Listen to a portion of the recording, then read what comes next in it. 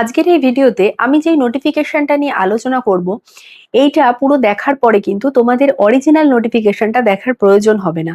তার কারণ এই ভিডিওর প্রথম থেকে শেষ অবধি কিন্তু আমি যে অরিজিনাল রিক্রুটমেন্টে যেই যেই পয়েন্টগুলো রয়েছে প্রতিটা পয়েন্টের ডিটেলস নিয়ে এই ভিডিওতে আলোচনা করব। সো চলো শুরু করা যাক। আজকে আমি এনইউএইচএম এর যে ফার্মাসিস্ট রিক্রুটমেন্ট হবে সেই রিক্রুটমেন্ট কথা বলতে চলেছি। ওয়েলকাম ব্যাক ফার্মাস্কিল চ্যানেলে, আর আমি রয়েছি Sangeeta, pharmacy career coach. NUHM এর ফার্মাসিস্ট রিক্রুটমেন্ট হবে টোটালি কন্ট্রাক্ট বেসিস, আর এইখানে অ্যাপ্লাই করতে হবে একমাত্র অনলাইনের মাধ্যমে। কিভাবে করে অ্যাপ্লাই করবে তোমরা? www.not24pgshealth.org এইখান থেকে যে রিক্রুটমেন্ট পোর্শন রয়েছে সেখানে গেলেই কিন্তু ক্লিক করলে তোমরা অনলাইনে কিন্তু অ্যাপ্লিকেশনটা ফিল আপ করতে পারবে।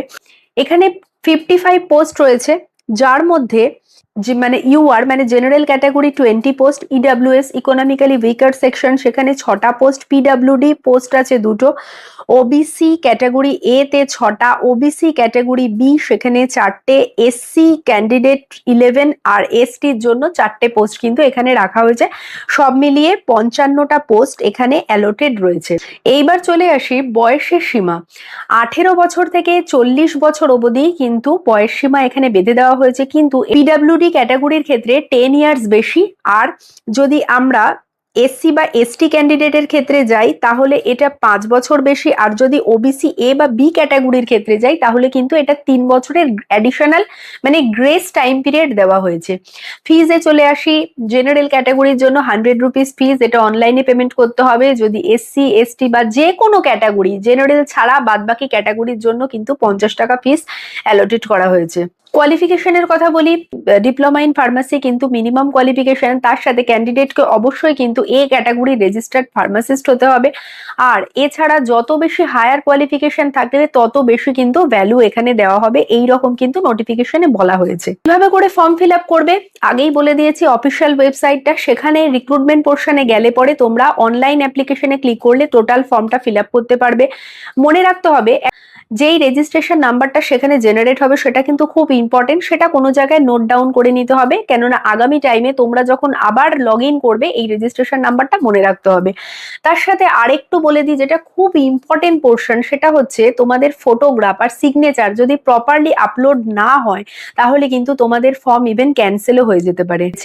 যা যা নিডেড ডকুমেন্ট রয়েছে সবকটা ডকুমেন্ট কিন্তু একটা পিডিএফ এর মধ্যে কনভার্ট করে দেন তোমাদের আপলোড করতে হবে। এখানে নিডেড ডকুমেন্ট হিসেবে যা যা রয়েছে তা হচ্ছে যে মার্কশিট রয়েছে, তোমাদের যে সমস্ত সার্টিফিকেট রয়েছে, ডিপ্লোমা বা ব্যাচেলার বা মাস্টার ডিগ্রি, যা যা তোমাদের মার্কশিট আর সার্টিফিকেট রয়েছে সমস্ত কিছু এখানে আপলোড করতে হবে। তার সাথে সাথে ম্যান্ডেটরি লাগবে তোমাদের যে রেসিডেন্সিয়াল প্রুফ, সেটা তোমাদের আধার কার্ড বা ভোটার কার্ড হতে পারে। তার সাথে তোমাদের ফটো আইডি, সেটা আধার কার্ড হতে পারে বা প্যান কার্ড হতে পারে বা ভোটার কার্ড হতে পারে। এজ প্রুফ সার্টিফিকেট হিসাবে তোমরা মাধ্যমিকের যে অ্যাডমিট কার্ড সেটা দিতে পারো। এছাড়া যদি কারোর কোনো কাস্ট সার্টিফিকেট থাকে সেইটা, যদি কাস্ট সার্টিফিকেট কারোর থাকে সেই কাস্ট সার্টিফিকেট, ইডাব্লিউএস ক্যাটাগরির জন্য যারা অ্যাপ্লাই করবে তাদের ইডাব্লিউএস সার্টিফিকেট, পিডাব্লিউডি ক্যাটাগরির জন্য অ্যাপ্লাই করলে সেই রেসপেক্টিভ সার্টিফিকেট।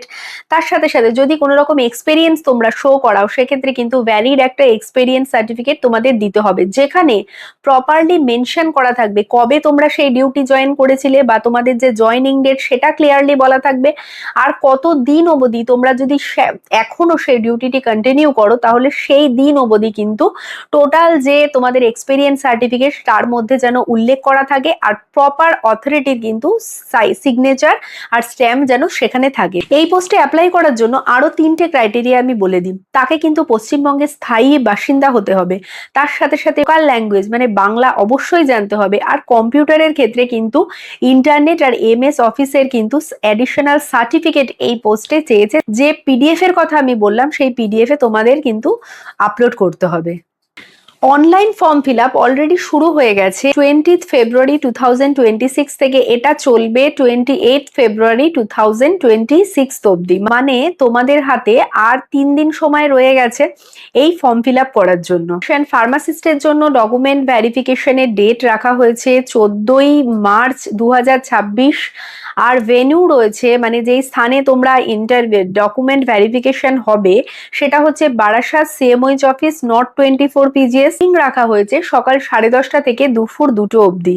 সিলেকশন প্রসিডিওর হিসাবে এখানে টোটাল 100 মার্কসের কথা বলা হয়েছে, যার মধ্যে 85 মার্কস কিন্তু একাডেমিক কোয়ালিফিকেশন থেকে আসবে, যেখানে ডিপ্লোমাকে 65 মার্কস, বিফার্ম থাকলে 75 মার্কস, অ্যান্ড যদি কারোর মাস্টার্স থাকে সেক্ষেত্রে 85 মার্কস। এই হিসাবে কিন্তু সেগ্রিগেশন করে দেওয়া হয়েছে। তোমাদের একটা কম্পিউটার টেস্ট হবে 15 নম্বরের, যেখানে কিন্তু মিনিমাম কোয়ালিফাইং মার্কস 50% পেতে হবে। মানে 15তে যদি কম্পিউটার টেস্ট হয় সেক্ষেত্রে মিনিমাম তোমাদের 7.5 কিন্তু পেলে তোমরা এই পোস্টের জন্য কোয়ালিফাই করবে।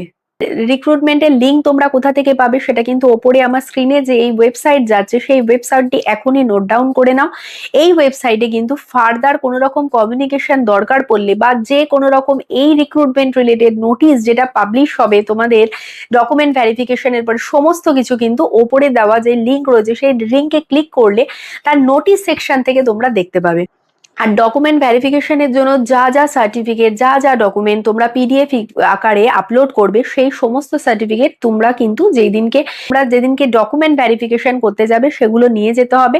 আর তার সাথে সাথে অনলাইন যে ফর্মটা ফিল আপ করলে তার 2টো কপি প্রিন্ট আউট বের করে সেটাও কিন্তু ক্যান্ডিডেটকে ডকুমেন্ট ভেরিফিকেশনের দিন অবশ্যই করে নিয়ে যেতে হবে। সো অল দ্য বেস্ট সকলকে তাদের এই আপকামিং এনইউএইচএম জার্নির জন্য।